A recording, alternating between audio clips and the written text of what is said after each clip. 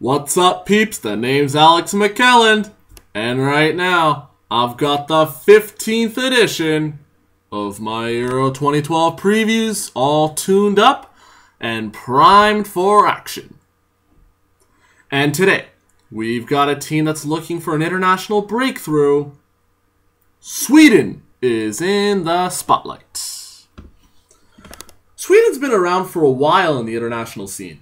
A near constant fixtures in World Cups and Euros over the last few years, the Blågult have had several notable successes to boast about as well, finishing as runners-up in the 1958 World Cup, third place in 1950 and 1994, and fourth place in 1938, in addition to being semi-finalists on home ground at Euro 92. The 1994 World Cup run was completely unexpected, to say the least, as few had pegged the team to advance that far. But thanks to the efforts of Thomas Ravelli, Kenneth Anderson, Martin Dahlin, Jonas Stern, Thomas Brolin, and Henrik Larsson, among others, they beat Russia, Saudi Arabia, Romania, and finally Bulgaria to end up with the bronze.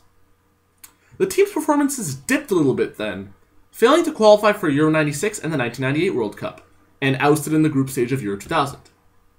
They did reach the second round in each of their next three tournaments, those being the 2002 and 06 World Cups and Euro 04. Recent performances, though, haven't been as good, as Sweden were knocked out of their group in Euro 08 and failed to qualify for the 2010 World Cup.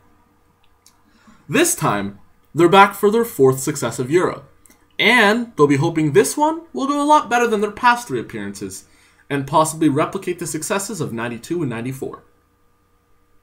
No doubt that Sweden has a good blend of talent in their team. Several of their players feature or have featured in prominent European club teams, thanks to the fighting spirit, talent, and unity present throughout the roster.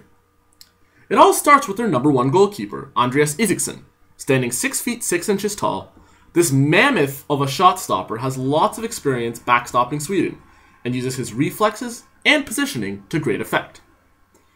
In defense, veteran leader Olof Mellberg can be called upon with his ability to read the game, his aerial strength, and ability to organize his teammates in defensive formations. Now, moving to the center of the pitch, Sebastian Larsson has been a notable player in the Premier League, thanks to his set-piece prowess, technical flair, and tendency to score a brilliant goal once in a while.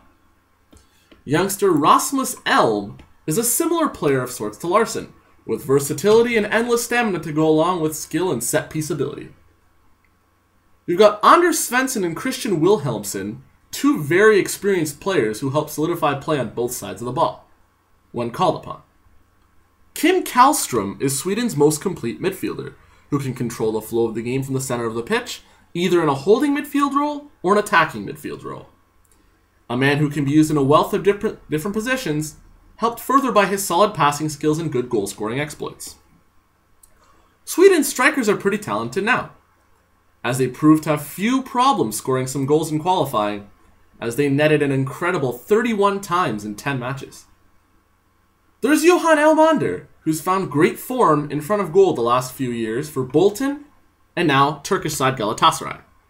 He's also fairly good as a support striker too, with a tendency to set up teammates when necessary. Ola Toivonen of PSV is a less refined, more imposing version of Elmander. Lastly, you have Zlatan Ibrahimovic. Absolute predator up front with a great first touch, outstanding creativity for a target man, and an act of just creating wonder goals out of what seems to be thin air. With a scoring record like his, he's unquestionably the centerpiece of the Swedish team. This man alone will have a huge say in how Sweden will fare in Poland and Ukraine. But despite the talent that the team holds throughout the ranks, a couple of areas are there that stick out like sore thumbs.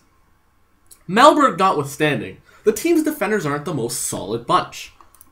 They did allow 6 goals to the Netherlands in their 2 qualifying matches against each other, and for all of Isaksson's heroics in front of goal, players like Martin Olsson, Jonas Olsson, Barang Safari, and Mikael Lustig could end up jeopardizing their team at inopportune moments, due to, in some cases, their aversion to physical play and getting caught out of position.